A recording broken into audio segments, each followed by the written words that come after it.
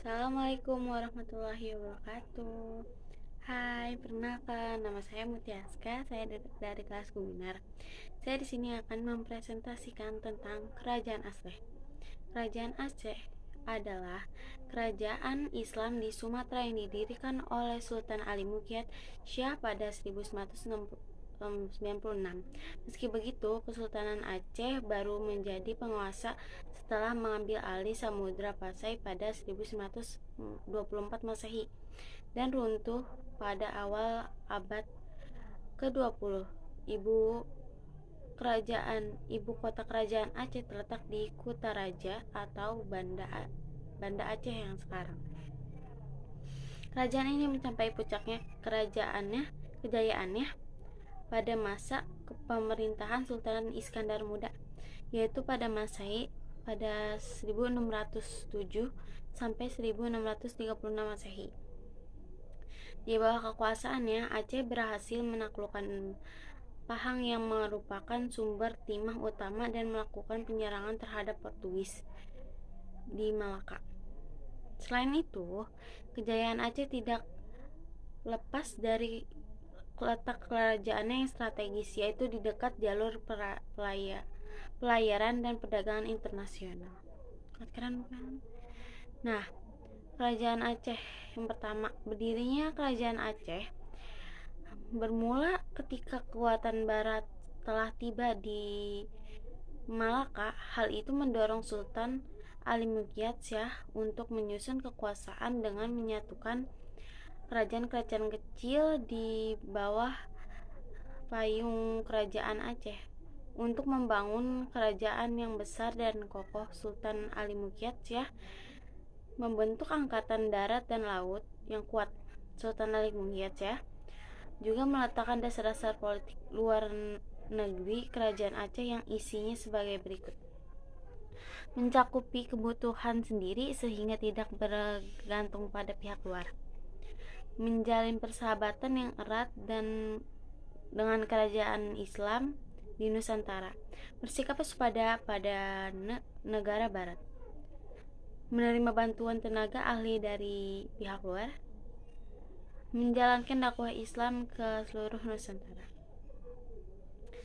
Yang kedua itu ada politik kerajaan Aceh.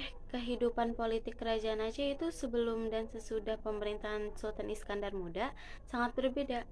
Pada periode awal, konsentrasinya politik lebih tercurah atau pembentukan kekuatannya militer dalam upaya mempertahankan keberadaannya dari ancaman yang datang dari luar dan dari dalam ataupun luar.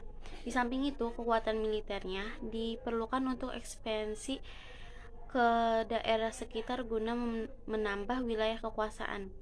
Ketika Sultan Iskandar Muda berkuasa, dia hanya melanjutkan kegiatan ekspansi wilayah seperti para pendahulunya. Sultan Iskandar Muda juga berusaha meratapi sistem politik dalam kerajaan, terutama yang berkaitan dengan konsolidasi dan peletakan pengawasan terhadap wilayah-wilayah yang dikuasainya. Yang ketiga itu ada puncak kejayaan Aceh.